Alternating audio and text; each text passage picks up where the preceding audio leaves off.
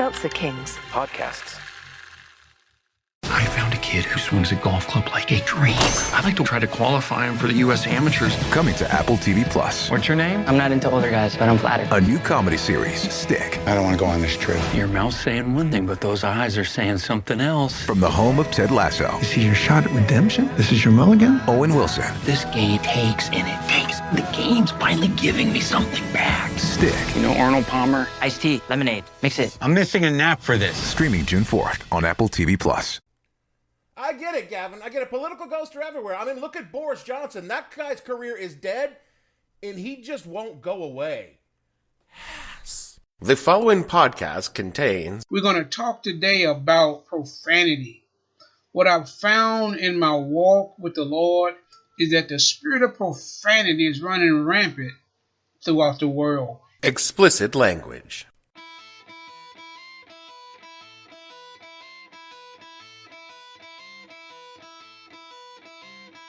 Hello and welcome to the podcast that asks a simple question.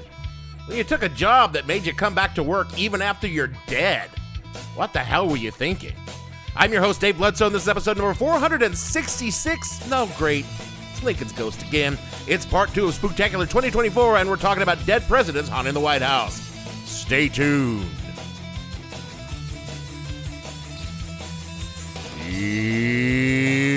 What the Hell We Thinking podcast is brought to you by My Bodyguard, because sometimes you need someone to watch your back.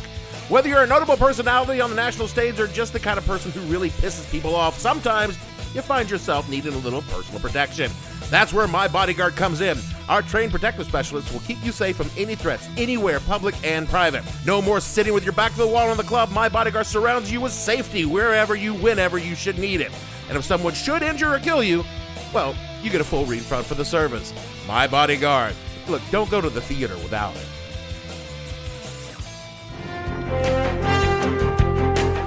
There's a lot of people who talk about Lincoln's ghost living in the second floor residence of the White House. Of course, there's a bedroom named for him, the Lincoln bedroom. He didn't actually sleep there, by the way. It was his office, but it's now a bedroom. And from time to time, you hear stories told about strange happenings in the middle of the night. Probably most famously, perhaps, is Ronald Reagan, whose dog Rex would bark at the room as if there was somebody in there and would refuse to go in. And on another occasion, according to Reagan, he stood up on his hind legs and was staring at the ceiling, which is something that the dog didn't do, had ever done before. And I'm not saying I believe in ghosts, Reagan wrote in his autobiography, but it nearly made me a believer. I think in some ways people might like the idea that Lincoln is still hanging around watching over us.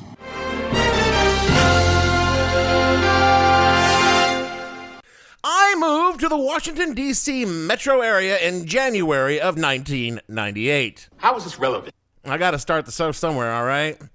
In the 7 years that I lived there, I learned a lot about how the business of running the nation really works. Nepotism! Well, yes, but what I meant was most of the actual work done in the Capitol is done by two types of people. The first type being young, ambitious white people who, after graduating college, come to D.C. to get their foot in the door for a political career. They accomplish this primarily by... We have sex and we drink wine. We drink wine and we have sex. The other type of people are the working class black folks who do the actual work of keeping the country running. People who run the offices, maintain the buildings, drive the cabs, guard the doors, and generally do all the things the young white people can't be bothered to take care of because they're too busy sucking up to the congressional representative from East Crotch Fart, Louisiana, who might get them a government job. God bless America! In the White House alone, there are around 100 people who do the day-to-day work of keeping the House running. Actually knew someone in D.C. who retired from being a White House plumber. Like Watergate. No, more like water closet. He unclogged the toilets in the West Wing.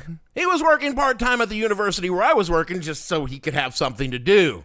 And he told me that working at the White House wasn't really all that different from working at any government building. There was a lot more security, to be sure, but a clogged shitter was a clogged shitter, no matter whose turds clogged it. Thank you for the vivid imagery. He also said that when you did that kind of work at that kind of place, you became almost invisible. The high and the powerful who worked there would talk openly in front of the housekeeping staff as if they weren't there, and the staff would gossip with each other, constantly sharing what they'd learned. But what they didn't do was talk about what they learned outside the fences of the White House. This wasn't out of any particular loyalty to a current occupant of the Oval Office. It was working class common sense. They had great jobs with great benefits, and the fast way to lose that job was to talk to a reporter, or worse than that, some rando who might very well be a foreign agent. But my guy did tell me two things that he could now talk about freely since they were pretty much common knowledge. The first was Bill Clinton, absolute horn dog, and the second, Ronald Reagan was a senile old man who definitely believed in ghosts. Which brings me to this week's topic for part 2 of Spooktacular 2024, Is There a Ghost in My House? Our question, is the White House haunted?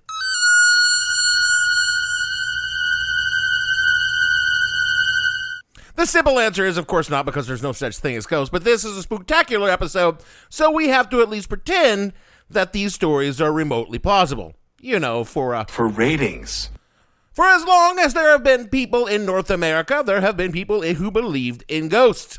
Native American mythology is rich with tales of the dead returning as spirits, both benign and malevolent.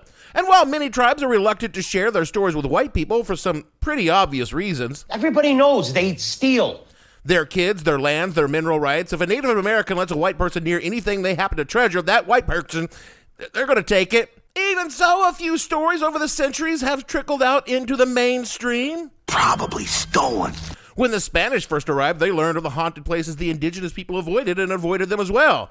Early English settlers heard these tales and assumed that the natives told these stories because they had something to hide and they were asking, is it worth stealing?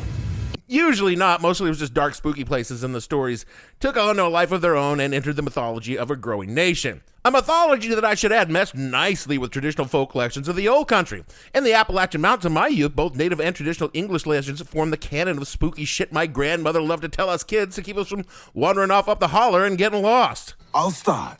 The Wailing Wampus werewolf was on the prowl. Haints, goblins, wood boogers, grims, the Cherokee death cat. Wow, that's a cool name for a band. All stretch back centuries to when the lands were first settled. And of course, these tales were thoroughly mixed with religion to make a melange of myths and legends. But it would be the mid-19th century that America truly fell in love with the ghosts. Like most cool things back then, it was imported from Europe. England in particular saw the appearance of so-called spiritualists, folks who claim they could communicate with the dead. Calls, texts, emails. Well, in those days, it was just seances. And when this hit the American shores, it became the it thing to do. It was the Fox sisters from upstate New York that kicked off spiritualism in a big way into a society that was primed and ready for something new and exciting. From HistoryIsNowMagazine.com, quote, America was drastically changing in the mid-1800s. There was more industrialization and urbanization, which meant cities were growing and work was evolving. Inventions in science were transforming how people looked at the world around them. Immigrants were bringing new religious practices and beliefs into American towns. There was literature and scientific discoveries that challenged religious beliefs and the Bible. America was on the verge of a civil war and tensions were high. People were looking for assurance because life seemed uncertain. Another big factor for the rise of spiritualism was that people were not as comforted by traditional Christian beliefs when loved ones died.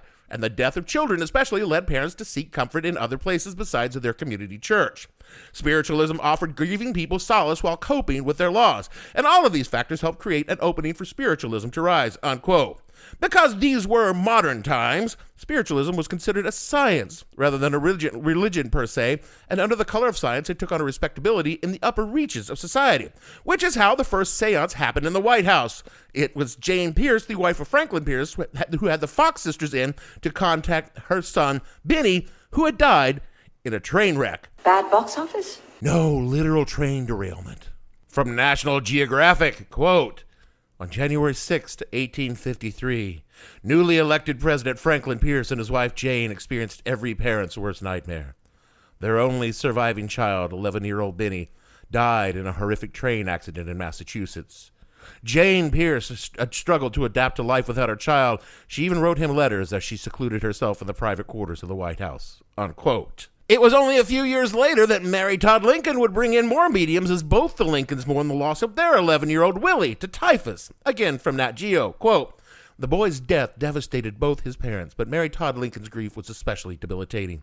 She stayed in bed for weeks and couldn't bear to attend his funeral. But even when she rejoined society, Lincoln longed for a reunion with her deceased son. So she turned to mediums. Pulitzer Prize-winning historian and Lincoln biographer David Herbert Donald used surviving documents to calculate that the First Lady may have held 8 seances in the White House. One occurred in December 1862 when Lincoln hosted the medium Nettie Colburn for a seance in the Red Room. Colburn later claimed that the president joined the seance, and that, in her trance-like state, she didn't limit herself to communicating with Willie Lincoln. Instead, the spirit she channeled urged the president to issue the Emancipation Proclamation, which they predicted would be the crowning event of his administration and his life, unquote. Spiritualism lingered for decades and surged again after World War I, and Calvin Coolidge allegedly had mediums in to contact his dead son, who had died at 16 after an infected blister had turned septic. Damn, dude. Yeah, life before antibiotics was not fun. It was perhaps because of all this cracking of the door between the spirit world and our own that made 1600 Pennsylvania Avenue such a hotbed of ghost activity. Or not. Or not. When it comes to presidential hauntings, the most famous, of course, is old Honest Abe himself. Many people and multiple presidents all say that they've seen the ghost of Abraham Lincoln in the White House, including Abraham Lincoln. Say what now? From the book Ladies of the White House, quote, Mr. Lincoln thus repeated that it was after my election the news had been coming thick and fast all day, and there had been a great hurrah, boys, so that I was well and tired out, and went home to rest, throwing myself upon the lounge in my chamber. Opposite to where I lay was a bureau with a swinging glass upon it, and looking in that glass, I saw myself reflected nearly at full length. But my face, I noticed, had two separate and distinct images of the tip of the nose, one being about 3 inches from the tip of the other. I was a little bothered, perhaps, and startled, and got up and looked at the glass, but the illusion vanished. On lying down again, I saw it a second time, plainer, if possible, than before, and I noticed that one of the faces was a little paler, say 5 shades than the other, and I got up and the thing melted away, and I went off and in the excitement of the hour forgot all about it, nearly, but not quite, for the thing once in a while would come up and give me a little pang, though something uncomfortable had happened. And when I went home and told my wife about it a few days later, I tried the experiment again, and sure enough, the thing came back again, but I never succeeded bringing the ghost back after that, though. Unquote. Famously, Lincoln supposedly dreamed of his own assassination just 2 days before it happened. In the dream, he walked into the White House to find a corpse guarded by soldiers. And when Lincoln asked who it was, the guard says, "Oh, so that's the president. He was killed by an assassin." Is that like a hint or what? But this story is most likely total bullshit, as it was never mentioned by Mary Todd, who definitely would have brought it up because she firmly believed in all that ooky spooky bullshit. Nevertheless, the story persists. It was probably that photograph of Lincoln's ghost hovering over Mary Todd Lincoln that inserted the idea that Abe was still around. You see, this spirit photographer by the name of William Mumler had built quite the reputation for photographing ghosts, and took that said spirit photo of the spectral form of Lincoln hovering behind Mrs. Lincoln. Sounds plausible. Yeah, it wasn't. He learned that if he reused old photographic plates, he could gain a ghost image on a new image, and he did just that. And as he grew more famous, he would get bookings to take spirit photos and prepare said plates ahead of time. He'd eventually be charged for fraud, but that didn't stop people from believing in him. It was the White House staff that first began whispering rumors that old Abe had not left the West Wing, or any other wing for that matter.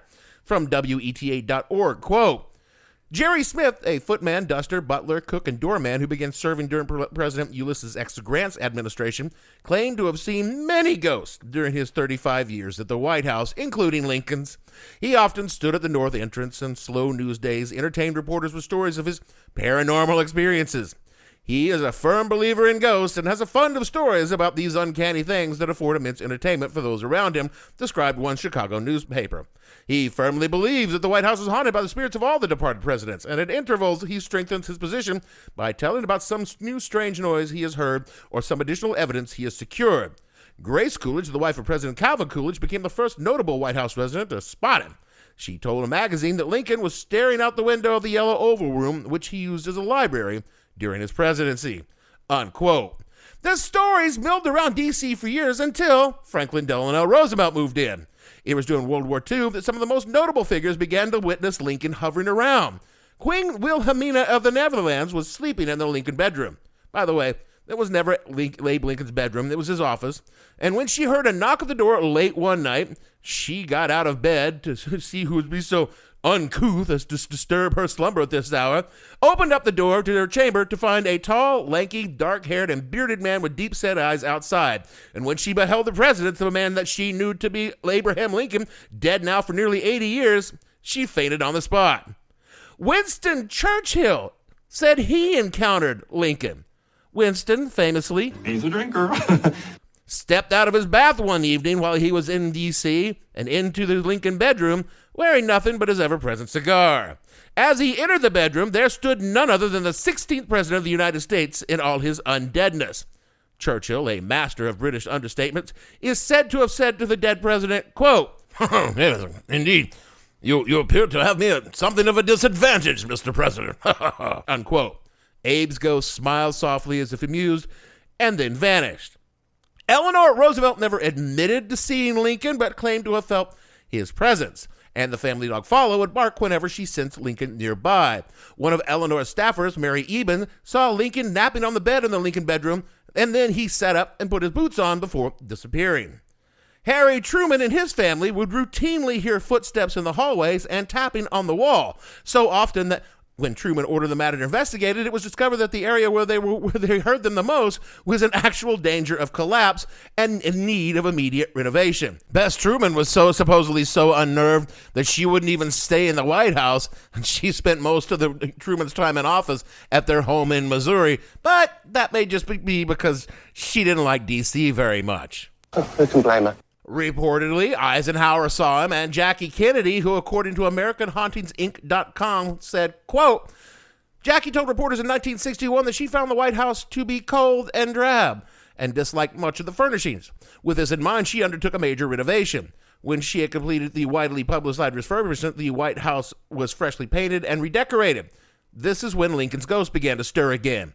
Likely he was unsettled by the massive alterations in the house, and it was during the restoration that Jackie began to encounter his ghost. When he occupied the White House, Lincoln paid little attention to furnishings and once was very angry with Mary when she spent too much money decorating this damn old house, unquote. Appearances continued sporadically, although they tended to be more common during times of trouble for the country, though, strangely, Johnson and Nixon were noticeably absent in the list of witnesses. More from American Hauntings, quote, despite official denials, members of the first families continued to encounter Lincoln's specter. When Gerald Ford was in office, his daughter Susan publicly acknowledged her belief in ghosts and made it clear that she would never sleep in the Lincoln bedroom, or that room, as she called it. According to one account, Susan actually witnessed Lincoln's spirit. The late President Ronald Reagan even mentioned Lincoln's ghost in a 1987 press conference. He told reporters who were gathered that he was never frightened by the spirit. I haven't seen him myself, Reagan said, but every once in a while our little dog Rex will start down that long hall just glaring as though he's seeing something. He also added that the dog would bark repeatedly as he stopped in front of the Lincoln bedroom. Reagan said that if he opened the door to the bedroom and tried to get the dog to come inside, Rex would growl fiercely but refused to step over the threshold.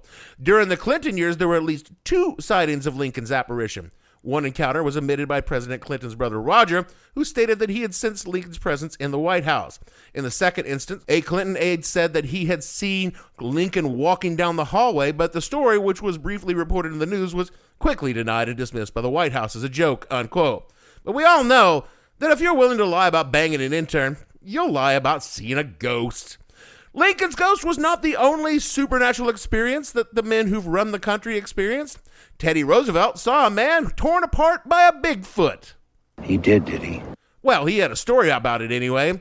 You see, he told the story about a German named Baumann who, while they were hunting in Montana with a friend, had their camp destroyed by some beast, and then after he tried to chase it down, Baumann returned to the camp to find his friend dead, his neck broken, and fang marked. According to Teddy's book, The Wilderness Hunter, quote, Baumann, utterly unnerved and believing that the creature with which he had to deal was something either half human or half devil, some great goblin beast, abandoned everything but his rifle and struck off at speed down the pass, not halting until he reached the beaver meadows where they'd hobbled the ponies were still grazing.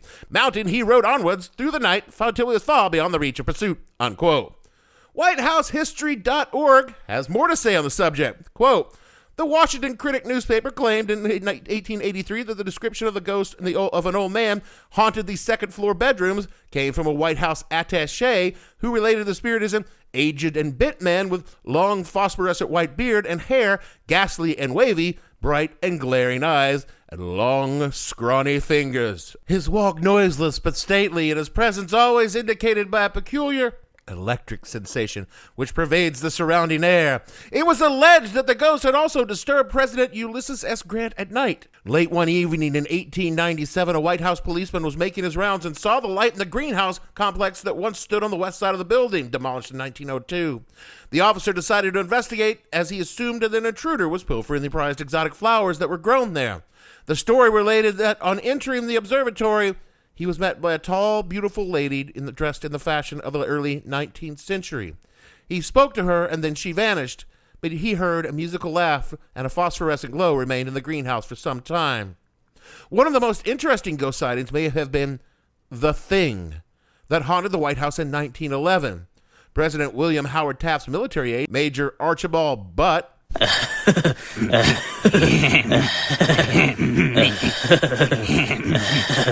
his name was Butt, wrote to his sister Clara, "It seems that the White House is haunted.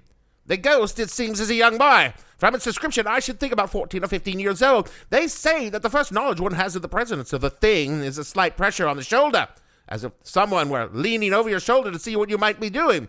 But when Butt repeated the staff's gossip about the Thing to the president, Taft flew into a towering rage. He thinks it will be a very serious thing to have the story get out among the people of the country. Taft ordered Butt to tell the White House housekeeper that the first member of the staff to repeat the story about the Thing would be fired, unquote. Other stories tell of Andrew Jackson roaming the halls, swearing sulfurously about something or another, probably something black people did or Native Americans did. Thomas Jefferson is said to play violin in the Yellow Oval Room. Dolly Madison is said to stand guard over the Rose Garden. Guess Dolly must have taken the day off when Melania dug it up and ruined it. John Tyler haunts the Blue Room. Abigail Adams is said to haunt the East Wing, where she's eternally doing laundry. Shit job for her. The shade of a British soldier who died during the sacking of Washington during the War of 1812 is said to walk the walls of the White House holding a lit torch. David Burns, who originally owned the land where the White House stands, apparently hangs out in the Yellow Oval. God, that room is crowded. And Anna Surratt, whose mother Mary was executed for her part in the Lincoln assassination, is said to pound on the White House doors demanding that Andrew Johnson pardon her mother. And of course, Dick Nixon's restless soul is constantly seen wandering the halls in a drunken stupor, muttering something about those damn tape recorders. Wait, really? No, I just made that part up like someone made up all the rest of the stories, especially Churchill. That fucker just made shit up all the time. If you are so inclined to believe the kind of people who live and work in the White House of all places should be considered highly credible witnesses, I mean, presidents, prime ministers, a reigning monarch, along with professional staffers and vetted facilities personnel, all telling similar stories, surely that ought to mean something for the veracity of the claims? Seriously, Dave. How do you account for this with your no such thing as ghost smugness, Mr. Man? Are you smarter than Winston Churchill or FDR or Harry Truman? I mean, Reagan, sure, we can see all that, but Eisenhower? God, get over yourself. So, here's my simple explanation for all these notable and competent people who, frankly, they believe all this weird shit about seeing ghosts in the White House, Lincoln's or otherwise. People like to believe in weird shit. That's it? Yeah, that's it. That's it. It's fun. Whatever the occasion, effortless elegance is right this way. Because Hilton brings you new ways to stay, courtesy of the Nomad London. And it doesn't stop at award-winning dining in a space draped in velvet and illuminated by vintage chandeliers. No, this day goes beyond with unparalleled personalized service and attentive hospitality. Oh, and did we mention the Nomad London can be booked using your Hilton Honors points at Hilton.com? Hilton, for the stay. So, you just started using LinkedIn Premium. Now what? Well, on your premium company page, you noticed around 7.5 times more page engagement and 5 times more page views. Well done. And now, new clients are messaging you. All because you're using LinkedIn Premium, which helps you get the business growth you want. Think big, small business. Think big. Start your free trial at linkedin.com/premium small business. That's linkedin.com/premium small business. I mean, assuming that they're 100% serious seeing the things they say they saw, which I'm doubtful, you also notice that the sightings of Abe seem to trickle off over the years. People were open to the idea of seeing ghosts in the late 19th and early 20th century. But by the time we get to the 90s, the only person who reports anything was Roger Clinton, a guy who drank too much, loved his toot, and was considered the family fuck-up. Well, he lacks credibility. Nothing from the Bushes, either versions, the Obamas. If Abe Lincoln was haunting the White House, you'd think he might check in with the first black president. But no, nothing. I could see why he'd skip the Trumps, but shit, he and Joe Biden were practically contemporaries. So he's going to stop by and say, hey, but not a peep. Over 50 years now, and not one person of presidential stature, or even close to presidential stature, has seen hide nor hair of a Honest Abe. It's almost like the whole entire thing was just fucking made up. But I tell you what, the guy who did the plumbing at the White House told me when I asked about it. He said, have you heard strange noises in the night? That meant that the very next day for him was going to be super busy because the plumbing in that building is fucking old and desperately needs to be replaced. That is it for the show this week and for part 2 of Spooktacular 2024. I hope I'm not giving you guys the impression that I'm trying to ruin Halloween for you. What I'm trying to do is make it better. No one should have to sit through a subpar ghost story, and frankly, the Lincoln's ghost thing is 4-tier haunting at best. It just smacks people trying to impress you with a story about, oh, one time I was at the White House and you wouldn't believe who I saw. Yeah, Bob, unless you're about to tell me it was Sam Seaborn and Josh Lyman, I don't fucking want to hear it. I'll tell you all about a much better one next week, I promise. Speaking of trying to impress people, rate and review this show wherever you get your pods so others can find us, listen, and be impressed that you're able to sit through it. Kick us a buck at patreon.com/whatthehellpodcast. We'll use that money to buy, I don't know, Halloween decorations for Gavin's new trailer because he fucking hates Halloween. Do all the things Jeremy tells you to do in the closing credits, otherwise he will haunt you for eternity or something like that. And so for me, Dave, I'll be damned. Here comes your ghost again. Bledsoe, producer.